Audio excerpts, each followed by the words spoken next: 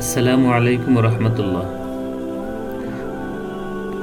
প্রিয় দিনী ভাই বোনেরা, আজকে আমি আপনাদের এমন একটি দিনের কথা শোনাব যে দিনটি হতে পারে আপনার জীবন বদলে দেওয়ার দিন। যে দিনে রোজা রাখলে মাফ হয়ে যায় 2 বছরের গুনাহ। যে দিনটি মহান আল্লাহর নিকট সবচেয়ে প্রিয়, এটি হচ্ছে আরাফার দিন। এই ভিডিওটি যদি আপনারা মনোযোগ সহকারে দেখেন, তাহলে আপনি জানতে পারবেন 5টি বিষয় সম্পর্কে।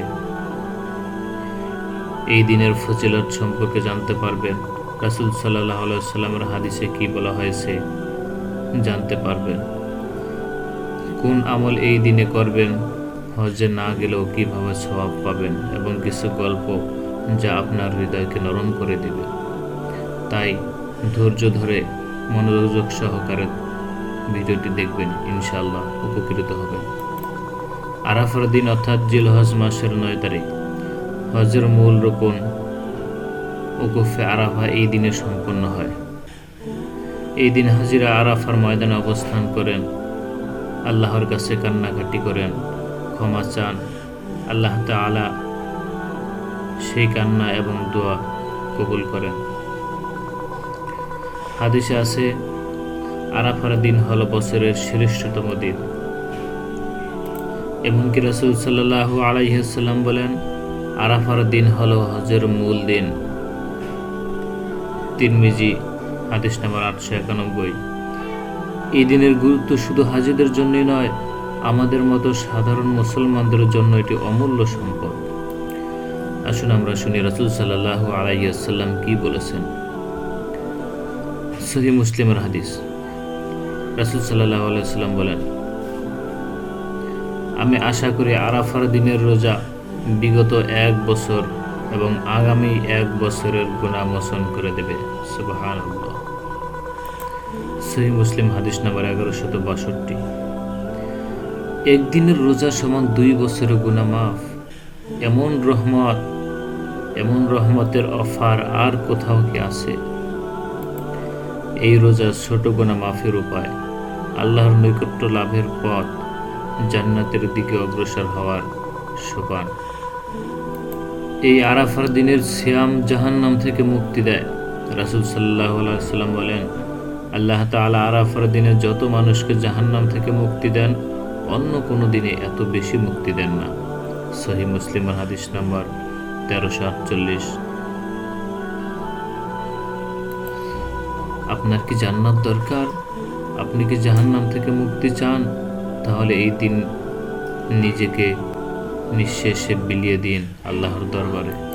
আরাফার দিন শুধু সিয়াম নয়, এটি হলো দোয়ার শ্রেষ্ঠতম সময়। রাসূল সাল্লাল্লাহু আলাইহি ওয়াসাল্লাম বলেন, সবচেয়ে উত্তম দোয়া হচ্ছে আরাফার দিনের দোয়া।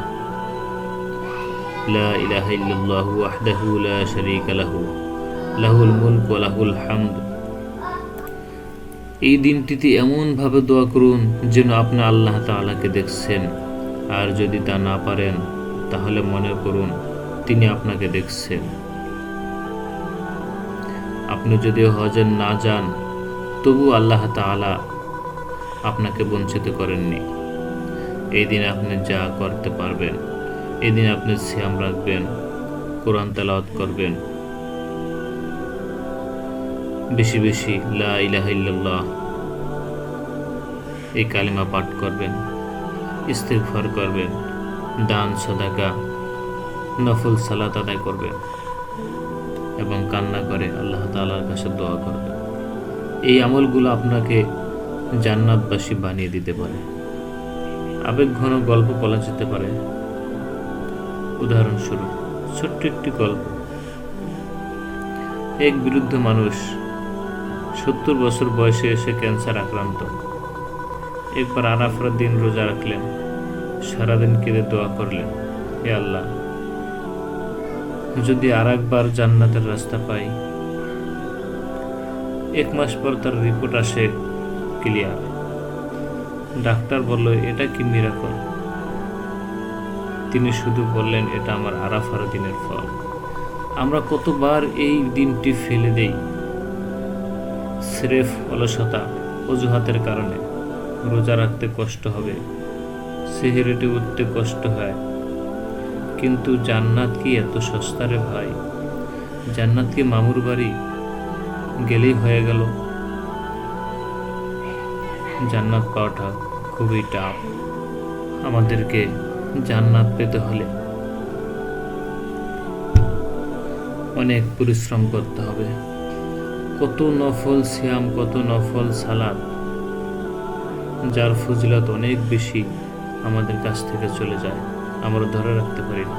আসুন আমরা ধরে রাখার চেষ্টা করি। প্রিয় ভাই বোনেরা, এই ভিডিওটি যদি আপনি এখন পর্যন্ত দেখে থাকেন, আমি আপনাকে একটি কথা বলবো। এই আরাফার দিনকে আপনার জীবনের শেষ আরাফার দিন ভাবুন। এই দিনটি হয়তো আপনার আর কখনো আসবে না। এই একটি রোজা হতে পারে আপনার নাজাতের টিকিট।